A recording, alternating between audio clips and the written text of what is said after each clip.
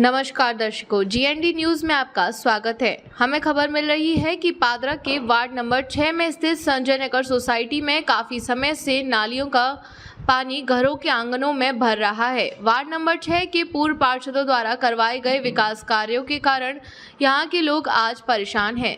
इन सब के बावजूद कोई भी उनकी सुध लेने नहीं आता। सोसाइटी में महामारियां भी फैल रही हैं। हालांकि सरकार सीवर की सफाई के लिए अनुदान देती है, लेकिन उसका उपयोग कहां हो रहा है, इसका जवाब कोई नहीं देता। क्या वार्ड नंबर 6 के लोग यहां फिर से ऐसे ही पार्षद को चुनेंगे? जय हिंद, जय भारत। हमारे चैनल को लाइक करें, शेयर और सब्सक्राइब करें।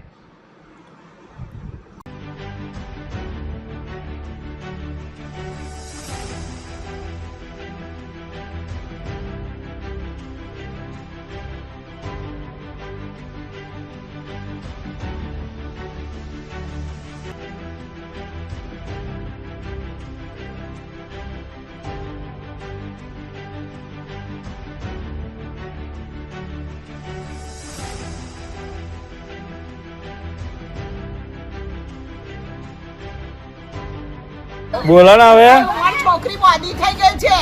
હા, કઈ થશે ને તેમની ઉધડી નહીં નાખીશ। નોની 10 મહિનાની છોકરી છે અમારે, આ મોદી થઈ ગઈ છે। કોણ દવા